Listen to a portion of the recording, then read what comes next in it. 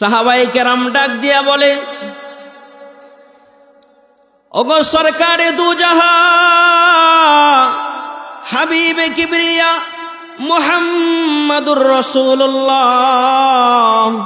সাল্লাল্লাহু আলাইহি ওয়াসাল্লাম, যেই মানুষটা দুনিয়াতে আসার পরে নিজেকে রব দাবি করেছিল, আল্লাহ তাআলার দেওয়া ক্ষমতা পেয়ে নিজেকে রব দাবি করেছিল, আল্লাহ তাআলার পক্ষ থেকে দেওয়া শরীরের শক্তি থাকার কারণে, ক্ষমতা থাকার কারণে নিজেকে রব দাবি করেছিল, আর পৃথিবীর মানুষদেরকে ডাক দিয়া বলেছিল, আনা রব্বুকুমুল আলা,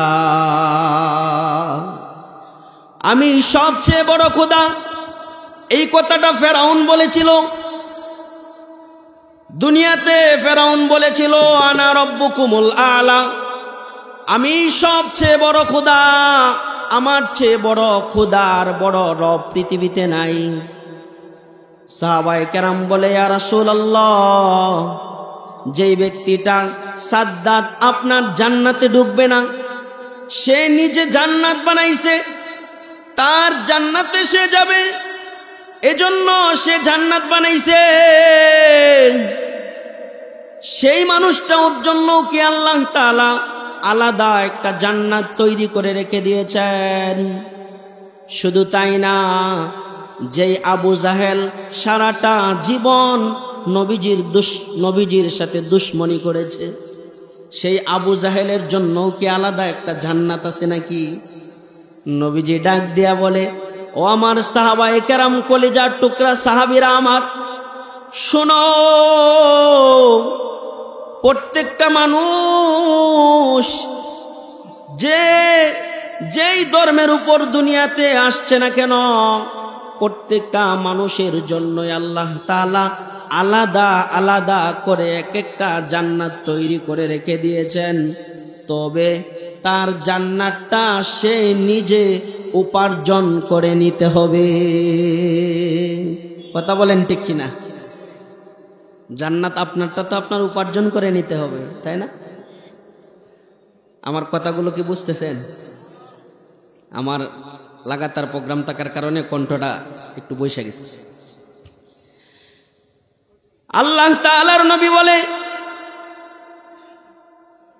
আমি তো বলি সবার জন্য আল্লাহ জান্নাত রেখে দিয়েছেন, তবে প্রত্যেক বান্দা তার জান্নাতটা সে দুনিয়াতে কামাই করে উপার্জন করে নিতে হবে।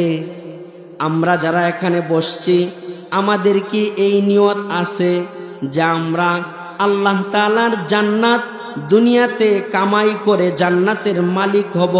এই ইচ্ছাটুকু আছে কার কার? ইনশাআল্লাহ। আল্লাহ তাআলা আমাদেরকে কবুল করুন। প্রত্যেকের জন্য আল্লাহ যে জান্নাত নির্ধারণ করে রেখেছেন, সেই জান্নাতের মালিক আল্লাহ তাআলা বানায় দেন। সবাই বলেন আমিন। যে আয়াতে কারিমা তেলাওয়াত করেছিলাম, সূরাতুল ফজর, সবাই সূরাটা চিনেন, পরিচিত একটা সূরা, যেই সূরার সর্বশেষ আয়াতগুলো আমি তেলাওয়াত করেছি। আমার তেলাওয়াতের ভিতরে আমি পড়েছিলাম, ইয়া আইয়াতুহান নাফসুল মুতমাইন্নাহ ইরজিই ইলা রাব্বিকি রাদিয়াতাম মারদিয়াহ ফাদখুলি ফি ইবাদি ওয়াদখুলি জান্নাতি। সুবহানাল্লাহ। কত সুন্দরভাবে আল্লাহ তাআলা জানায়া দিলেন, কিয়ামতের ময়দানে আল্লাহ তাআলা মানুষদেরকে এলেম ওয়ালা বলে সম্বোধন করবেন না, এলেম ওয়ালা বলে ডাক দিবেন না, মানুষদেরকে আলেম বলে ডাক দিবেন না। যারা সম্পদের মালিক, টাকা পয়সার মালিক, তাদেরকে সম্পদশালী বলে আল্লাহ তাআলা ডাক দিবেন না কিয়ামতের ময়দানে। যারা শিল্পপতি, তাদেরকে আল্লাহ তাআলা কিয়ামতের ময়দানে শিল্পপতি বলে ডাক দিবেন না।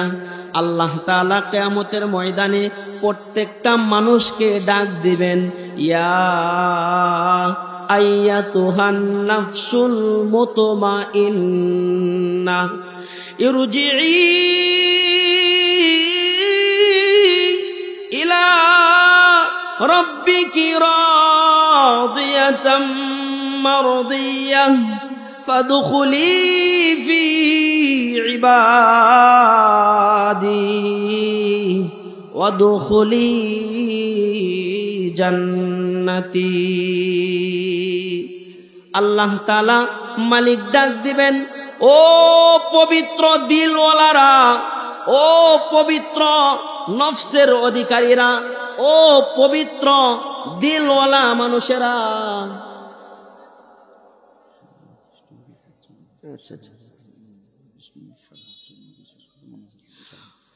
ও দিলওয়ালা মানুষেরা, পবিত্র দিলওয়ালা মানুষেরা, তোমরা কোথায় আছো? আজকে তোমরা আসো, তোমাদের জন্য আমি আল্লাহ তাআলা জান্নাতের 8 দরজা তোমাদের জন্য খোলা রেখেছি। তোমরা যদি চাও যে কোনো দরজা দিয়া জান্নাতে প্রবেশ করতে পারবে। কাদেরকে ডাক দিছেন? পবিত্র দিলওয়ালা যারা, পবিত্র দিলওয়ালা যারা। এজন্য আমরা যেমন আমার সন্তানকে ডাক দেই, বাবা কাছে আসো, আসার পরে গালে একটা চুমু দেই, একটা মজার বস্তু তার হাতে উঠায় দেই। আমরা যেমন একজন সম্মানী মানুষকে ডাক দিয়া কাছে আনি, আনার পরে তার সম্মানে চেয়ারটা ছেড়ে দিয়ে তাকে সম্মান দেই। আল্লাহ তাআলাও কিয়ামতের ময়দানে যারা পবিত্র দিলওয়ালা, যাদের দিল ভালো পবিত্র, তাদেরকে আল্লাহ তাআলা ডাক দিয়া বলবেন, হে পবিত্র দিলওয়ালারা, আজকে তোমরা কোথায়? আসো, আমার জান্নাতের দরজা দিয়া তোমরা জান্নাতে প্রবেশ করো। সেই পবিত্র দিলওয়ালা কারা? মুফাসসিরিনে কেরামরা বলেন, সেই পবিত্র দিলওয়ালা মানুষ হলো যাদের সামনে গুনাহ করার সুযোগ ছিল, জিনার সুযোগ আসছিল, কিন্তু তারা আল্লাহর ভয়ে জিনা করে নাই। যাদের সামনে সুদ খাওয়ার সুযোগ আসছিল, কিন্তু আল্লাহর ভয়ে খায় নাই।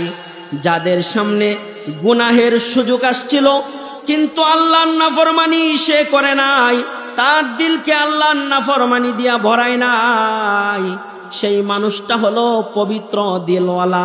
আল্লাহ তাআলা তার জন্যই বলেছে, ইয়া আইয়াতুহান নাফসুল মুতমাইন্না ইরজিই ইলা রাব্বিকি রাদিয়াতাম মারদিয়া ফাদখুলি ফি ইবাদি ওয়াদখুলি জান্নাতি। এজন্যই যুগে যুগে লক্ষাধিক নবী আল্লাহ দুনিয়াতে পাঠাইছেন একটা উদ্দেশ্য দিয়া, মানুষের দিলের পিছনে মেহনত করার জন্য। প্রত্যেক নবীর জামানায় 5 ওয়াক্ত নামাজ ছিল না, প্রত্যেক নবীর জামানায় যাকাতের আমল ছিল না, প্রত্যেক নবীর জামানায় হজের আমল ছিল না, ছিল না। সব নবীর জামানায় নামাজের আমল ছিল না, 5 ওয়াক্ত, হজের আমল ছিল না, যাকাতের আমল ছিল না। কিন্তু প্রত্যেক নবীকে আল্লাহ তাআলা একটা কাজ দিয়া দুনিয়াতে পাঠাইছিলেন। সেই কাজটা হলো, হে নবীরা, আপনারা দুনিয়াতে যাইবেন, গিয়া উম্মতের দিলের পিছনে মেহনত করবেন, তাদের দিলগুলোকে সাফ করবেন, তাদের দিলগুলোকে পবিত্র বানাইবেন, তাদের দিলগুলোকে পরিষ্কার করবেন। যদি তারা পবিত্র দিলওয়ালা হয়ে যায়, তাহলে দুনিয়াতে আর তারা কোনো বেজাল করবে না। আজকে দোকানে যাবেন, চালের ভিতরে বেজাল, ডালের ভিতরে বেজাল, জমির ভিতরে বেজাল, গড়ে বেজাল, সংসারে বেজাল, দলিলে বেজাল, দোকানে বেজাল, ব্যবসায় বেজাল। কারণ কি? দিলের ভিতরে বেজাল। দিলের বেজাল যদি আগে দূর না করা যায়, তাহলে বাকি বেজালগুলো দূর হবে না। কথা বলেন ঠিক কিনা? ঠিক না? দিলের বেজাল আগে দূর করতে হবে, পরে বাকি বেজাল দূর হয়ে যাবে। এজন্য কোরআনে কারিমেরও একটা দিল আছে। কোরআনে কারিমের দিল হলো সূরাতুল ইয়াসিন, কোরআনে কারিমের দিল। এজন্যই কেউ যদি সূরাতুল ইয়াসিন তেলাওয়াত করে তার আমলনামায় 10টা কোরআনে কারিম খতম করার সব তার আমলনামায় দান করা হয়। কেন দান করা হয়? সে তো কোরআনে কারিমের দিল তেলাওয়াত করে ফেলাইছে। এজন্য অল্প একটু সময়ের ভিতরেই শেষ করে দিব, আর একটু মনোযোগ দেন। পবিত্র দিলওয়ালা যদি হয়ে যান, আপনার দাম আল্লাহর কাছে কত। পবিত্র দিলের অধিকারী ছিল হযরতে আবু বকর। নবীজির সাথে চইলা চইলা তার দিলকে সাফ করছে, দিলকে পবিত্র বানাইছে। হযরতে ওমর, যার শানে ব্যবহার হইছে উমারু ফিল জান্নাহ, ওমর হলো জান্নাতি, কারণ নবীর কদমে কদমে চইলা নিজের দিলকে সাফ করছে। হযরতে আলী, নবীর কদমে কদমে চইলা চইলা নিজের দিলকে সাফ করছে।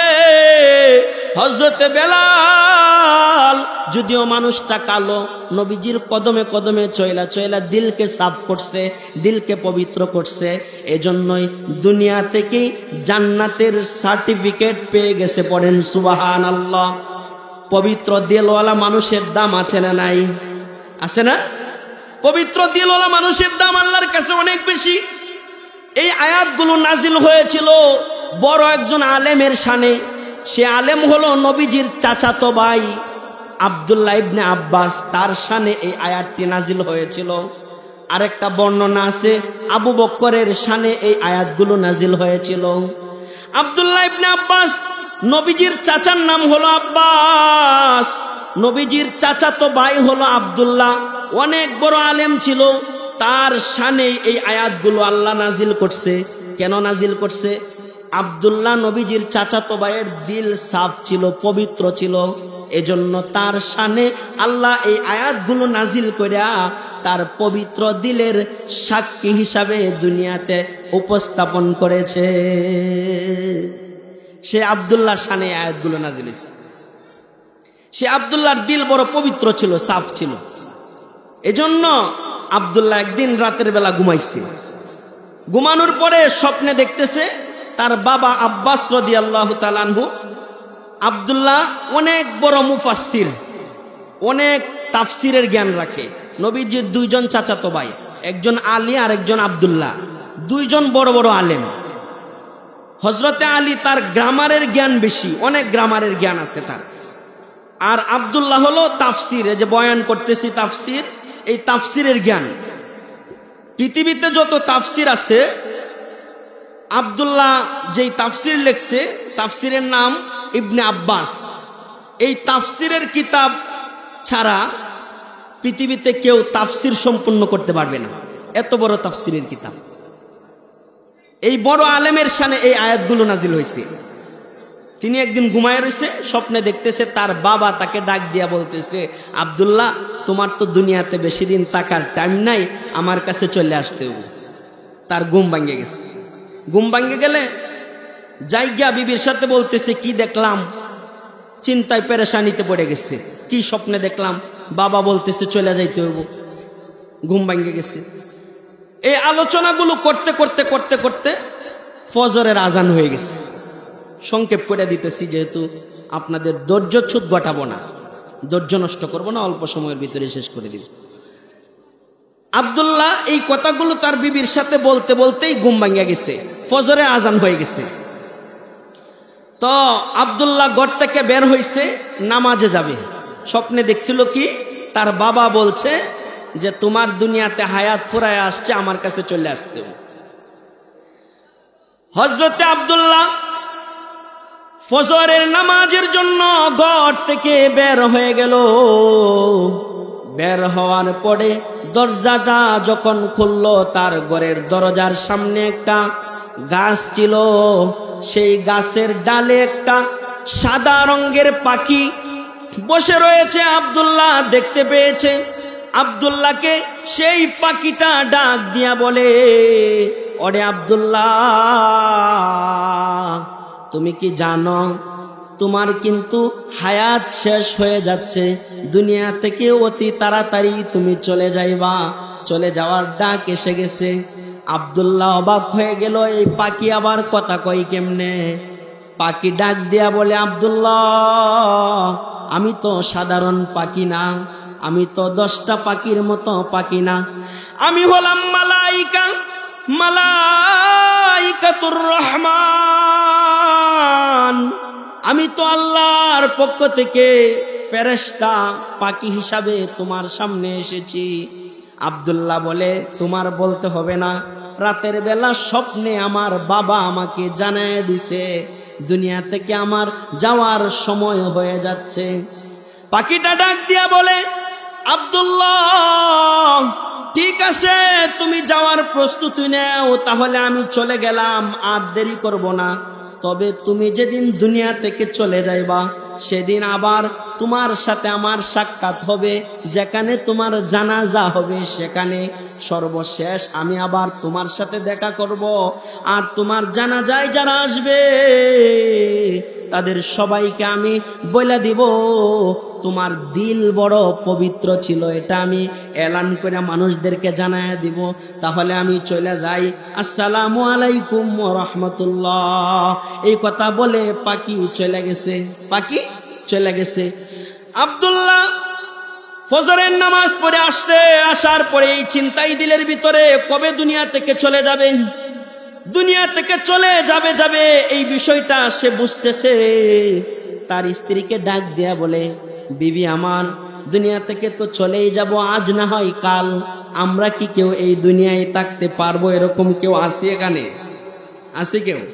কেউ নাই, সবাই চলে যাইতে হবে। আব্দুল্লাহ বলে, বিবি চলে যেহেতু যাবই, তাহলে তোমাকে 2টা ওসিয়ত করে যাই। 1 নাম্বার ওসিয়ত, আমার বাবার ওসিয়ত, আমার বাবার স্বপ্ন ছিল আমার ঘরে যেই সন্তানটা আসবে, এই সন্তানটাকে তুমি কোরআনের আলেম বানাইবা। কোরআনের আলেম কোথায় বানা? এই মাদ্রাসায় বানাইতো নাকি? কোরআনের আলেম কোথায় হয়?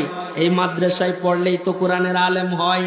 আব্দুল্লাহ বলে, বিবি 1 নাম্বার ওসিয়ত, আমার সন্তানটাকে কোরআনের আলেম বানাইবা। 2 নাম্বার ওসিয়ত, আমি মারা গেলে আমার জানাজার নামাজটা নওজোয়ান যুবক কোনো মৌলবী দিয়া পড়াইবা না, একজন দাড়ি পাকা মুরব্বী মৌলবী দিয়া আমার জানাজার নামাজটা পড়াইয়া দিবা। বলতে পারেন, হুজুর, যুবক মানুষ নামাজ পড়াইলে ক্ষতি কি? বৃদ্ধের কথা ওসিয়ত করলো কেন? এটা তার মনের ইচ্ছা, সে ওসিয়ত করেছে, এখানে কোনো রহস্য নাই। ওসিয়ত করার পরে কিছু সময় পরে আব্দুল্লাহ দুনিয়া থেকে বিদায় হয়ে গেল। তার বিবি ওসিয়ত অনুযায়ী তার দাফনের, তার গোসলের কাজ শেষ করলো, জানাজার নামাজের সময় হয়ে যায়। কিন্তু ওসিয়ত তো একজন বৃদ্ধ মৌলবী তালাশ করতে হবে, সেই মৌলবী দিয়া জানাজার নামাজ পড়াইতে হবে। তার বিবি বোরকাটা মোড়া দিয়া রাস্তায় বের হয়ে গেছে বৃদ্ধ মৌলবী তালাশ করার জন্যে। প্রতিমধ্যে রাস্তায় গিয়া দেখে একজন দাড়ি পাকা মুরব্বী আলেম মানুষ, পাঞ্জাবি পরা একজন আলেম মানুষ, দাড়ি পাকা মুরব্বী হাঁটতেছে।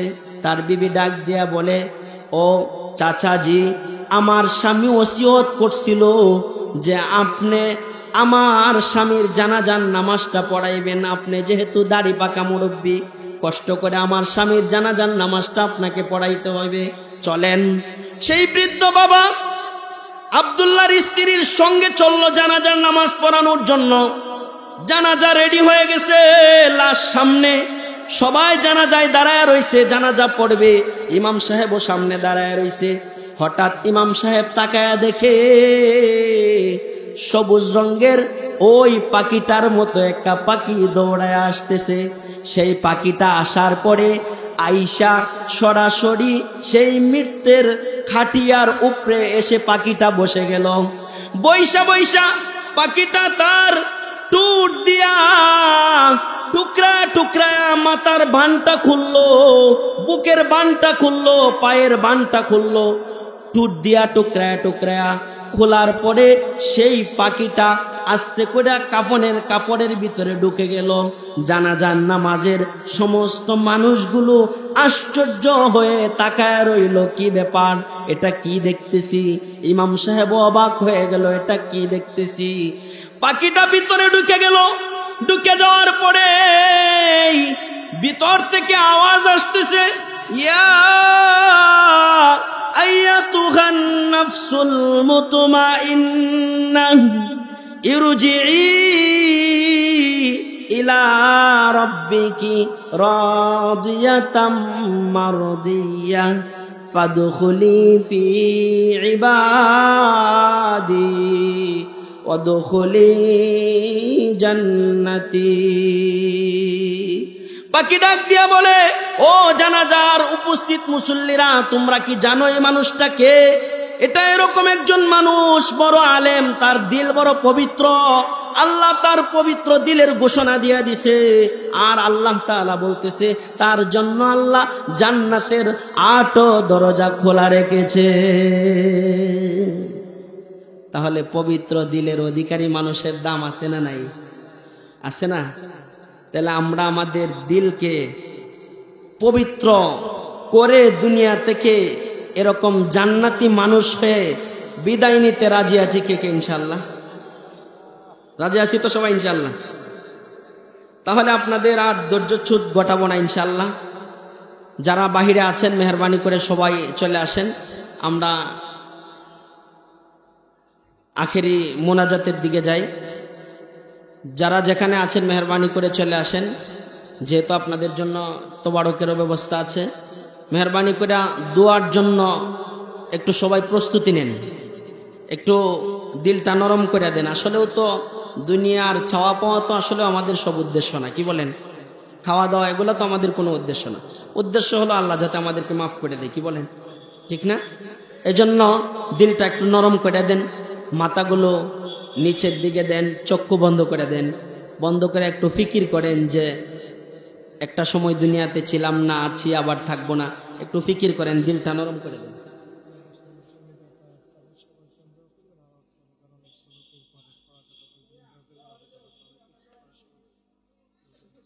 আচ্ছা, একটু দোয়ার জন্য প্রস্তুতি নেন সবাই।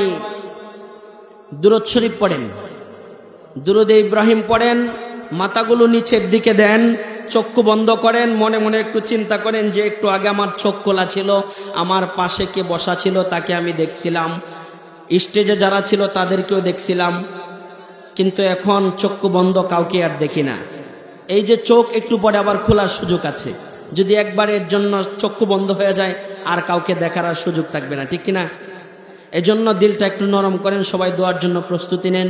অনেকের বাবা নাই, মা নাই, আত্মীয় স্বজন অন্ধকার কবরে আছে, তাদের জন্য দোয়া করবেন। আজকে যারা এখানে দান করেছেন আপনাদের জন্য দোয়া হবে। আমি মুসাফির মানুষ, অনেক দূর থেকে এসেছি, গাজীপুর, ঢাকা থেকে। আল্লাহ তাআলা আপনাদেরকে কবুল করুন, আপনাদের জন্য দোয়া করব ইনশাআল্লাহ। মাদ্রাসার জমিদাতা যারা আছে তাদের জন্য দোয়া করবেন। যারা এলাকা থেকে ময়মুরব্বী যারা অন্ধকার কবরে আছে তাদের জন্য দোয়া করবেন। মসজিদের যারা দায়িত্বশীল ছিল, মুরব্বীরা দুনিয়া থেকে চলে গেছে, তাদের জন্য দোয়া করবেন আপনারা। আপনাদের প্রতিবেশী আত্মীয় স্বজন ময়মুরব্বী যারা কবরে আছে তাদের জন্য দোয়া করুন। আল্লাহ তাআলা যেন তাদেরকেও মাফ করিয়ে দেয়া, তাদের কবরগুলোকেও আল্লাহ তাআলা জান্নাতের বাগান বানায় দেন। তাহলে দোয়া হয়ে যাবে। সবাই দরুদ শরীফ পড়ি। আল্লাহুম্মা সাল্লি আলা মুহাম্মাদ ওয়া আলা আলি মুহাম্মাদ কামা সাল্লাইতা আলা ইব্রাহিম ওয়া আলা আলি ইব্রাহিম ইন্নাকা হামিদুম মাজিদ। আল্লাহুম্মা বারিক আলা মুহাম্মাদ ওয়া আলা আলি মুহাম্মাদ কামা বারাকতা আলা ইব্রাহিম ওয়া আলা আলি ইব্রাহিম ইন্নাকা হামিদুম মাজিদ। আস্তাগফিরুল্লাহ রাব্বি মিন কুল্লি যামবি ওয়া আতুবু ইলাইহি লা হাওলা ওয়ালা কুওয়াতা ইল্লা বিল্লাহিল আলিয়্যিল আযীম। আস্তাগফিরুল্লাহাল আযীম রাব্বাল আরশিল আযীম ওয়া আতুবু ইলাইহি লা হাওলা ওয়ালা কুওয়াতা ইল্লা বিল্লাহিল আলিয়্যিল আযীম। আল্লাহুম্মা আমিন। ربنا ظلمنا أنفسنا وإن لم تغفر لنا وترحمنا لنكونن من الخاسرين ربنا آتنا في الدنيا حسنة وفي الآخرة حسنة وقنا عذاب النار اللهم حاسبني حسابا يسيرا اللهم اغفر لنا ولوالدينا ولأستاذنا ولشيخنا ولمشايخنا ولأحبائنا ولأقاربنا ولمن الله حق علينا ولجميع المؤمنين والمؤمنات والمسلمين والمسلمات والأحياء منهم والأموات إنك مجيب قريب الدعوات ربنا تقبل منا إنك أنت السميع العليم وتب علينا إنك أنت التواب الرحيم رب العالمين আমরা কতিপয় গুনাহগার বান্দা মাওলা সেই সন্ধ্যা থেকে নিয়ে অর্ধরাত পর্যন্ত কোরআনে কারিমের আলোচনাগুলো শ্রবণ করেছি আমরা যারা বলেছি আমাদের প্রত্যেকের বলা এবং শোনাকে আপনি কবুল আর মঞ্জুর করিয়া নেন রব্বুল আলামিন মাওলা এই মাহফিলে যারা উপস্থিত হয়েছে মাওলা রব্বুল আলামিন মাওলা কোরআনে কারিমের যে তেলাওয়াত গুলো হয়েছে মাওলা যেই সবগুলো হয়েছে মাওলা সেগুলোকে লক্ষ কোটি গুণ বাড়ায়া সোনার মদিনায় পৌঁছায়া দিও রব্বুল আলামিন আদি পিতা বাবা আদম আলাইহিস সালাম থেকে নিয়ে অদ্য মুনাজাত পর্যন্ত যত মুমিন মুমিনাত অন্ধকার কবরে শায়িত প্রত্যেকের রূহের মাগফিরাত আর সবটুকু পৌঁছায় দাও রব্বুল আলামিন আমরা যারা দুই কানি হাত উত্তোলন করেছি আমাদের যাদের মা দুনিয়ার বাড়িতে নাই আমাদের যাদের বাবা দুনিয়ার বাড়িতে নাই অন্ধকার জগতে পাড়ি জমিয়েছে রব্বুল আলামিন মাওলা মসজিদ মাদ্রাসার দাতা পরিবার থেকে যারা দুনিয়ার জমিন ছেড়ে অন্ধকার কবরে পাড়ি জমিয়েছে এলাকার ময় মুরব্বী শুভাকাঙ্ক্ষী মুরব্বী জনেরা যারা দুনিয়ার বাড়ি ছেড়ে অন্ধকার কবরে পাড়ি জমিয়েছে তাদের প্রত্যেকের কবরে ইহার সবটুকু পৌঁছায় দাও রব্বুল আলামিন আজকের মাহফিল তাদের কবরে আযাবের মাগফিরাতের জন্য জরিয়া বানায় দাও রব্বুল আলামিন মাওলা যারা দান করেছে মাওলা যারা দান করতে পারে নাই যারা দুই কানি হাত উঠায় আমিন আমিন বলতেছে মাওলা রব্বুল আলামিন চোখের পানি ছেড়ে দিয়া যারা আমিন আমিন বলতেছে মাওলা তাদের বাবা মার অন্ধকার কবরে শান্তির ব্যবস্থা করিয়া দাও তাদের বাবা মার কবরগুলোকে জান্নাতের বাগান বানায়া দাও রব্বুল আলামিন মসজিদ মাদ্রাসাকে কায়েম আর দায়েম রাখো মাওলা কিয়ামত পর্যন্ত এই মাদ্রাসা মসজিদকে কবুল আর মঞ্জুর করিয়া নাও রব্বুল আলামিন এগুলোর যারা দায়িত্ব পালন করবে তাদেরকে সহি সালামতে দায়িত্ব পালন করার তৌফিক দান করিয়া দাও ছাত্ররা উস্তাদরা সকলকে তোমার দ্বীনের জন্য কবুল করে নাও আজকের মাহফিলে যারা দুইখানি হাত উত্তোলন করেছে সকলকে ইসলামের জন্য কবুল আর মঞ্জুর করিয়া নাও রব্বুল আলামিন মাওলা পরিশেষে আখেরি দরখাস্ত আমরা যারা দুইখানি হাত উত্তোলন করেছি মাওলা গুনাহ ছাড়া আমরা এখানে কেউ নাই মাওলা আমাদের জীবন বড় অন্যায় করেছি মাথা থেকে নিয়ে পায়ের তালা পর্যন্ত সমস্ত শরীর গুনাহে জর্জরিত মাওলা তুমি যদি আমাদের গুনার দিকে তাকাও আমাদের জাহান্নাম ছাড়া উপায় নাই রব্বুল আলামিন তুমি আমাদের গুনার দিকে না তাকাইয়া তোমার রহমান রহিম গফফার সত্তার এই সমস্ত নামের উসিলা করিয়া তুমি আমাদের প্রত্যেককে মাফ করিয়া দাও প্রত্যেকের জিন্দেগীর গুনাহ খাতা মাফ করিয়া দাও প্রত্যেকের যারা অসুস্থ তাদেরকে সুস্থতা দান করে দাও যারা অভাবে আছে তাদের অভাব দূর করে দাও যারা মুসিবতে আছে তাদের মুসিবত দূর করে দাও। রব্বুল আলামিন জিন্দেগি হেলাই খেলাই না কাটিয়ে ইবাদত বন্দেগিতে কাটানোর তৌফিক দান করিয়া দাও। রব্বুল আলামিন তুমি আমাদের প্রত্যেকের দোয়াগুলো শেষ নবী বিশ্ব নবী মুহাম্মদুর রাসূলুল্লাহ সাল্লাল্লাহু আলাইহি ওয়াসাল্লামের তোফায়েলে কবুল আর মঞ্জুর করিয়া নাও। রব্বুল আলামিন যেভাবে চাওয়ার কথা আমরা চাইতে জানি না মাওলা, গভীর রজনী দুনিয়ার মানুষের দরজা বন্ধ হয়ে গেছে, তোমার একমাত্র তোমার রহমতের দরজা এখনো খোলা আছে মাওলা। তুমি আমাদের প্রত্যেককে তোমার রহমত দ্বারা বেষ্টন করিয়া নাও, তোমার রহমতের চাদরে আমাদেরকে উঠায় নাও, আমাদেরকে মাফ করিয়া রব্বুল আলামিন শেষ ঠিকানা জান্নাত নসিব করিয়া দিও।